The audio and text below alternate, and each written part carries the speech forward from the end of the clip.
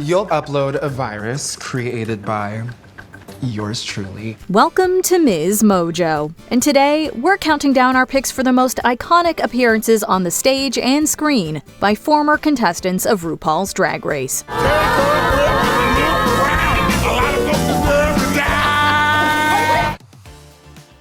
Number 10. Candy Muse, Mo Heart, Rosé, and Scarlet Envy. iCarly. Drag, Model UN, and Reese Witherspoon? Who could ask for anything more? In 2022, these four queens came together for a joint slay on the reboot of iCarly. Show strayed wild.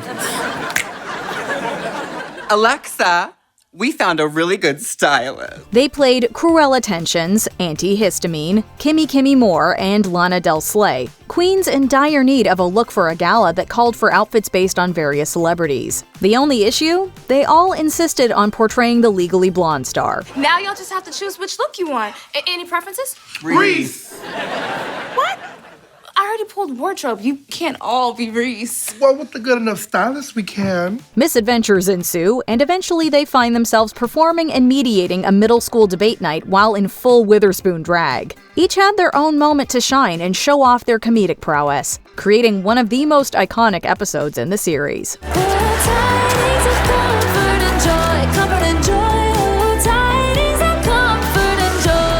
Number 9. Peppermint. Head Over Heels. Just a year after her season aired, she made history. In 2018, Peppermint became the first openly trans woman to originate a leading part on Broadway in the Go-Go's inspired jukebox adaptation of a 16th century piece, Head Over Heels.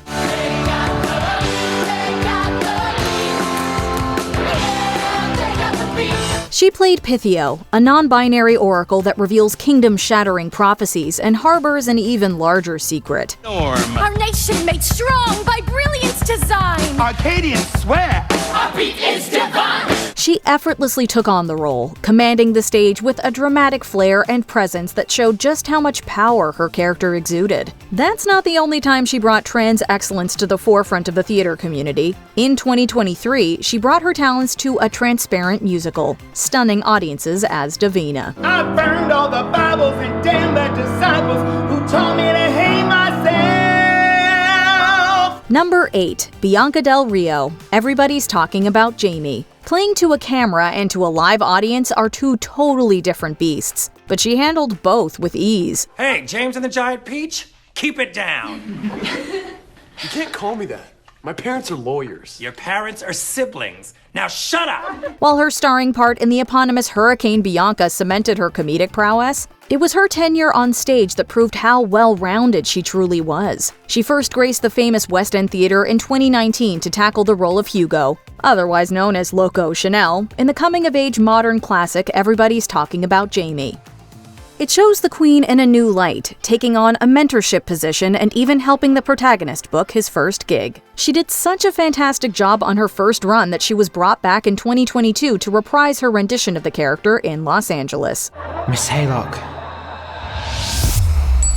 Everyone's a work of art, Jamie knew, but you are a masterpiece. Number 7. Eureka, American Horror Story Double Feature. It's hard not to wonder if Michelle Visage's critiques ran through her mind the whole shoot. Another thing that I love about you as a performer is you are not afraid to go for it. However, I think what happened a bit was we were stuck at one note. Just months after appearing in a parody of the series in a RuPaul's Drag Race All-Stars challenge, she would get to experience the real show. Rather than play Kathy Bates, however, Eureka shone in American Horror Story Double Feature as Crystal Decanter. Look at me. I'm Crystal Decanter. I ooze elegance and shine. I don't know why y'all are trying to read him when y'all are just as bad as he is. She got to channel the best parts of being a drag and scream queen in the episode, throwing shade in one scene and being chased through a graveyard in another. Even though Crystal met her fate with the Flesh Phantom, she was so captivating that we can only hope Ryan Murphy brings Eureka back for a second role in another season. It's okay.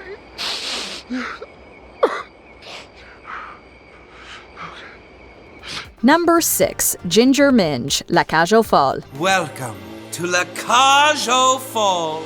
There are some parts that are made for certain people. In Ginger Minj's case, that was Albin, the lead and premier queen in La Cage aux Folles. Not only does it mirror her own career, the underlying themes of the show align with her own values. She received several offers following a breathtaking 2016 performance of I Am What I Am in front of its creator, Harvey Fierstein. Your life is a sham till you can shout out loud, I am what I am. She turned them down for years and instead tried her hand at other drag-centered characters, such as her appearance as Candy Dish in 2018's Dumplin'. In 2022, she finally accepted the role of Albin. That year, she captivated the Chicago theater scene. Her ability to capture both the hilarious and downtrodden moments helped her steal the show.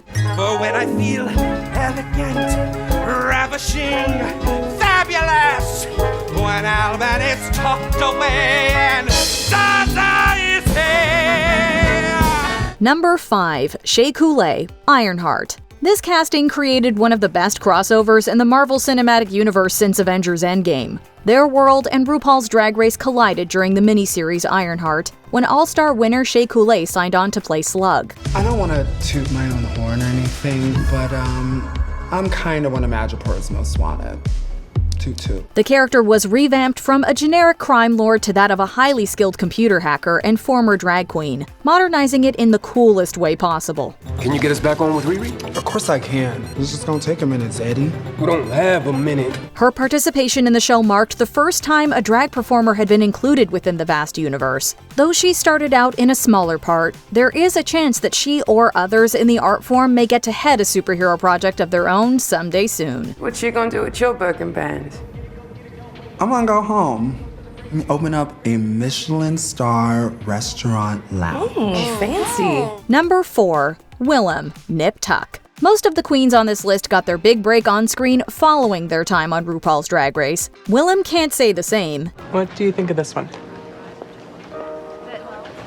It's a little pale. You're right. I'm a spring and this makes me look like a winner. Years before she graced the fandom with her presence on the 4th season of the competition show, she found success in a recurring part on the medical show Nip Tuck. She portrayed Cherry Peck, a trans woman that suffers physical violence at the hands of the protagonist, and then teams up with him later on. I'm planning on having my reassignment surgery sometime next year. Been taking all the hormones. That's great, Cherry. Willam showed incredible depth and vulnerability throughout her performance, reflecting a tragic reality faced by the trans community. It presented a different side to her than the one shown on Ru's show, and proves that she doesn't have to rely on shade to advance her career. Is he dead? I don't know, but he will be. Number 3. Marcia Marcia Marcia, Cabaret. Cabaret. I play Victor, who's one of the Kit Kat boys. I dance a lot. I have a beautiful bowl cut wig. People always ask if it's my real hair, and it's not. From Ensemble to MC, they've proven they can dazzle in any role. Season 15's Marcia Marcia Marcia, billed as Marty Louder, first joined the cast of 2024's Broadway revival of Cabaret as Victor, one of the Kit Kat boys. However, there was an even more exciting opportunity at their fingertips, to serve as the understudy for the leading part of the MC, then played by Eddie Redmayne. The thing that attracts me to the MC is that it was a lot of figuring out what I wanted it to be, because it's something that I love about this production. They've gotten the chance to play the iconic character several times during their run, proving to the audience exactly what earned them their spot on the competition series in the first place. Should the rest of their tenure run just as smoothly, then someday we'll hopefully see their name up in lights as a permanent lead. She said, people are gonna look at you and immediately think like, oh, well, you're like cherubic and sweet and whatever, and that comes to you for free. Number 2. Nina West, Hairspray.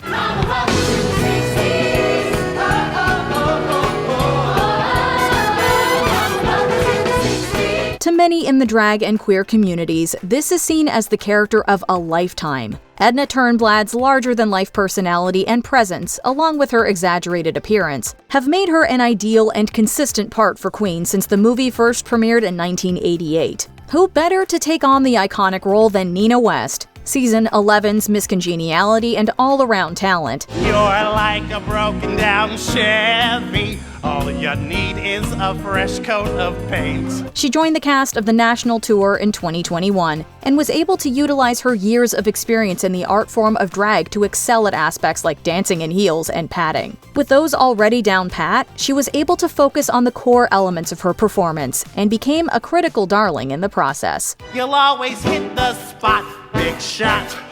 You're timeless to me. You'll always be do your money more. You're timeless to me. Before we unveil our top pick, here are a few honorable mentions. Manila Luzon, General Hospital. She made a cameo on the long-running soap opera as the Queen of Bingo. Could I get a Shirley Temple? 2 shots of vodka. Our next number is B5. Jiggly Caliente, Pose. Her portrayal of Veronica Ferocity proved there were no small roles, only small actors. Judges your scores for Lulu Ferocity. 9, 9, 9, 9. You old bitter bitches know that Mama the Lulu is the realest of them all. Valentina, Rent Live. She performed with Tinashe and Vanessa Hudgens as Angel in the TV broadcast of the musical. Now who could foretell that it would go so well? But sure as I am here, the dog is now in doggy hell after an hour. Evita. Bob the Drag Queen, Angels in America. Bob was encouraged by the playwright to try out for nurse and former drag performer Belize. Okay, Belize is a nurse. He's best friends with Pryor, who is a young man who has AIDS. He's also a nurse to Roy Cohn. Chad Michaels, Two Broke Girls. She reprised her iconic impression of Cher for this sitcom cameo. Cher, you got me a present? I've waited for this my whole life. You know my name is Chad, right? So snap out of it. Before we continue, be sure to subscribe to our channel and ring the bell to get notified about our latest videos. You have the option to be notified for occasional videos or all of them. If you're on your phone, make sure you go into your settings and switch on notifications. Number 1. Jinkx Monsoon, Pirates the Penzance Musical. Since being crowned as the queen of all queens on the 7th season of RuPaul's Drag Race All-Stars, her theater career has taken off. Jinkx Monsoon's appearances as Mama Morton in Chicago and Audrey in Little Shop of Horrors proved she was an icon both on and off Broadway. When you go to Mama, Mama's gonna tell you.